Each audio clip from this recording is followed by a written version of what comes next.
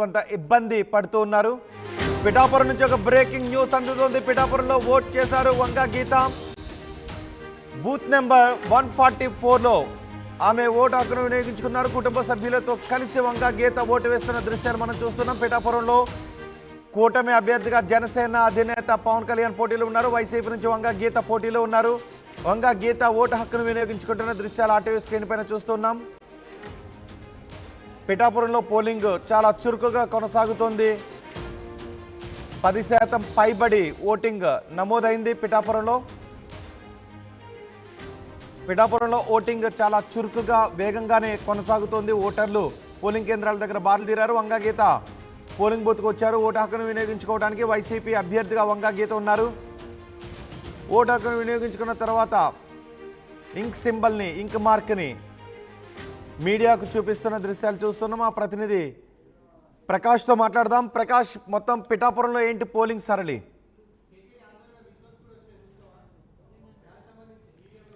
రోహిత్, ఇప్పుడే ప్రధానంగా పిఠాపురంలో వైసీపీ అభ్యర్థిగా పోటీ చేస్తున్నటువంటి వంగా గీత వేస్తున్నారు. వారు కొద్దిసేపటి క్రితమే తమ ఓటు హక్కు వినియోగించుకున్నారు.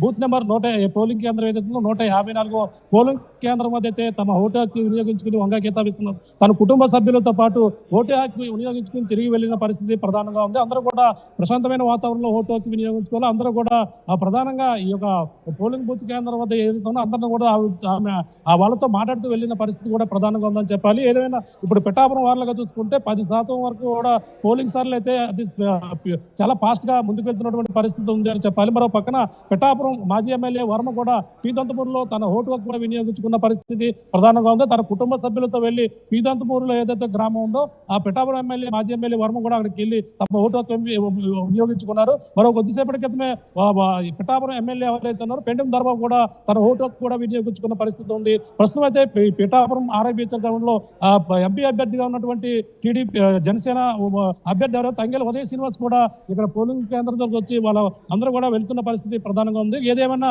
10% కూడా పోలింగ్ సార్లు అయితే దాటిందని మనం ప్రధానంగా చెప్పవచ్చు. రోహిత్, రైట్. ఆంధ్రప్రదేశ్లో పోలింగ్ చాలా చురుకుగానే కొనసాగుతోంది. సాయంత్రం 6 గంటల వరకు పోలింగ్ కొనసాగుతుంది. వంగా గీత ఓటు హక్కును వినియోగించుకొని ఇంక్ మార్కును మీడియాకు చూపిస్తున్న దృశ్యాలు చూస్తూ ఉన్నాం. ఈరోజు ఎవరి ఎడమ చేతి చూపుడు వేలిపై ఇంక్ మార్కు ఉంటుందో ఓటు హక్కు కలిగిన వారికి వాళ్లే హీరోలు. ప్రజాస్వామ్యంలో ఓటు హక్కును వినియోగించుకున్న వాళ్లే హీరోలు. మన సేవకులను మనమే నిర్ణయించుకునే రోజుది. మన సేవకులుగా ఎవరిని చట్ట సభలకు పంపించాలి అని అనుకుంటున్నామో నిర్ణయించుకునే రోజుది.